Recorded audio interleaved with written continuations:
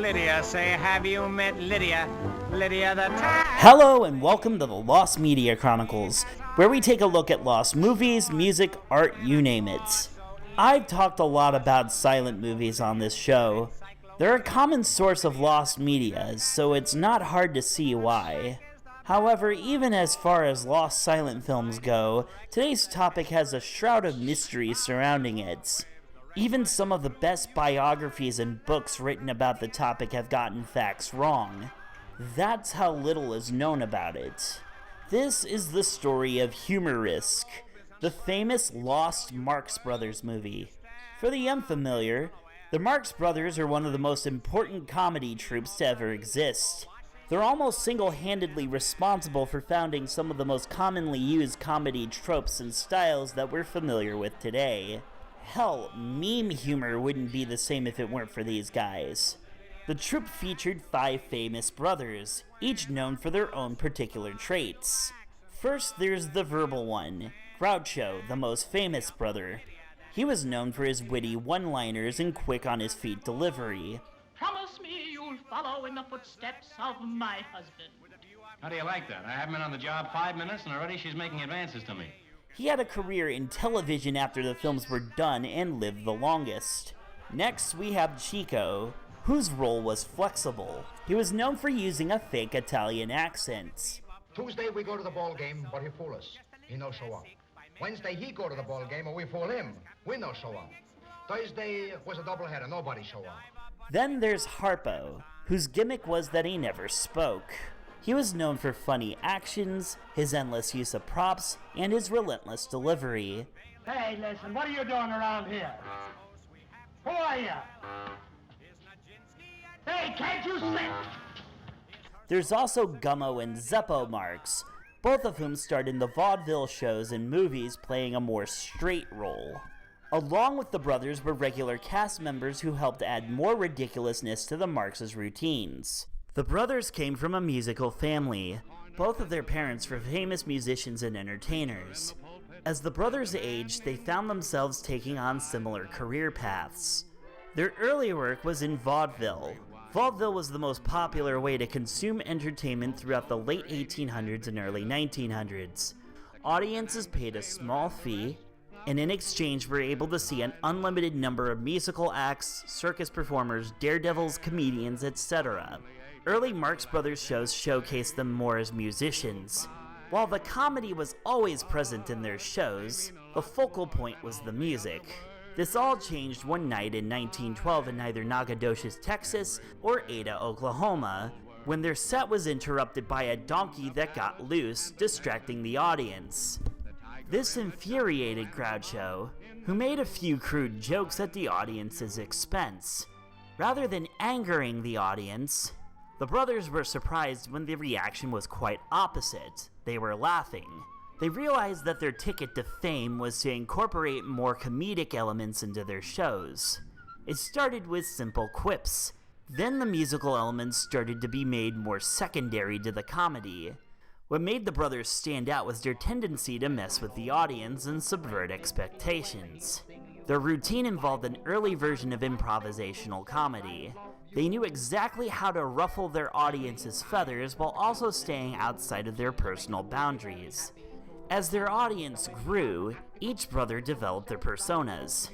They started experimenting around with skits that involved the brothers reacting in comedic ways while the characters around them treated the situation seriously. Sometimes they'd even go as far as to infiltrate famous Shakespearean plays.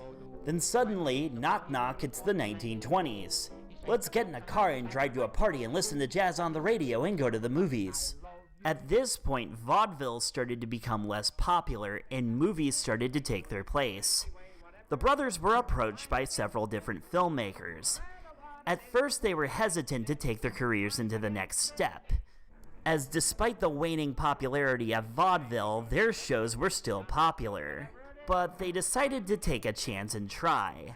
At first, the brothers were working with a director named John William Collette, but he fell into poor health and had to drop out, passing away the next year. In 1921, they finally greenlit a project with director Dick Smith, writer Joe Sterling, and a $6,000 budget. The film's title, Humoresque, was a parody of the previous year's most successful film, Humoresque. This is where the details start becoming messy. Even the most accurate and famous Marx Brothers biographies argue with each other over exactly what happened. It's unknown what the film was about.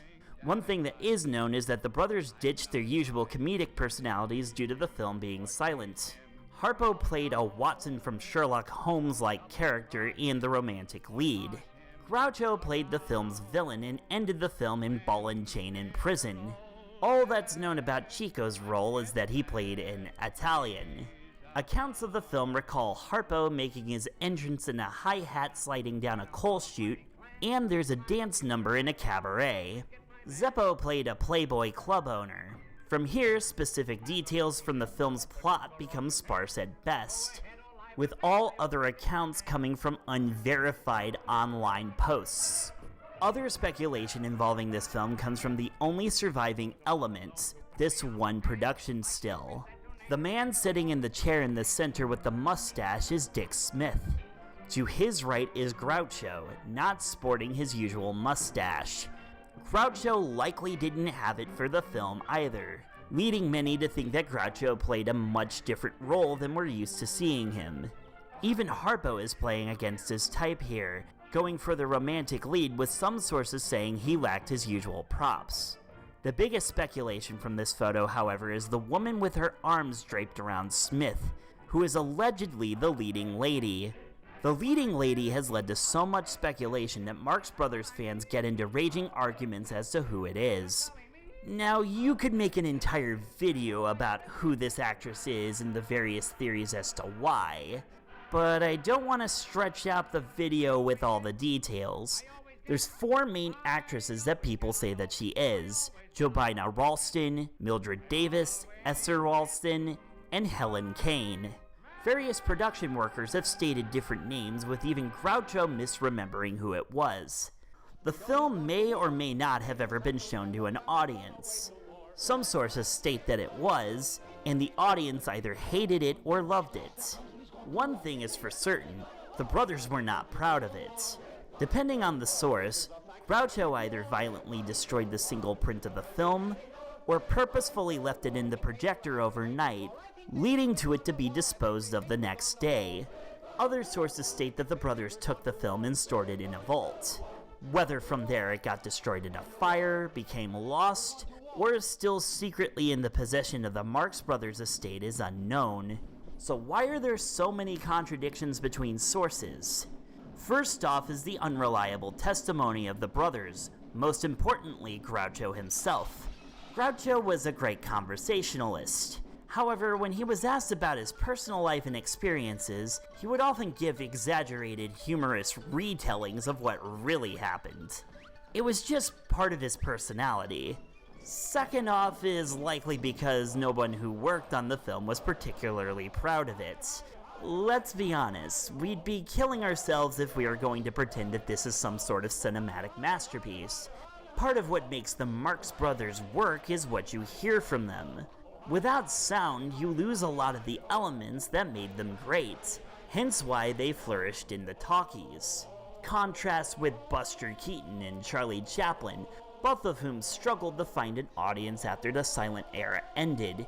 It was just simply their style of comedy that didn't work when translated into sound. It's like the opposite with the Marx Brothers. So when you get a subpar work that barely anyone cared about, you have people not caring enough to remember specific details. Finally, there's so much mystery because this era of film was poorly preserved to begin with. Nobody thought that film would be anything more than a passing fad. So production details weren't saved after a film was completed. I mean, hell, the films themselves weren't saved, with many getting set on fire due to careless storage. All of these factors combined lead to a narrative surrounding it that is wonky at best. But more important than the mystery is the significance of this film. Even if it's not likely a great film, the fact that such an important comedy troupe was behind it makes it a high-value item. The Marxes helped establish comedic elements that you and I see as commonplace today, While it's unlikely that it will ever be found, as there was only one print ever made, it doesn't stop people from searching high and low for it. That about does it for this episode. Be sure to like, subscribe, and comment on this video if you want to see more like it. Also, be sure to check out some of my more recent vinyl videos. As always, thanks for watching, and see you later.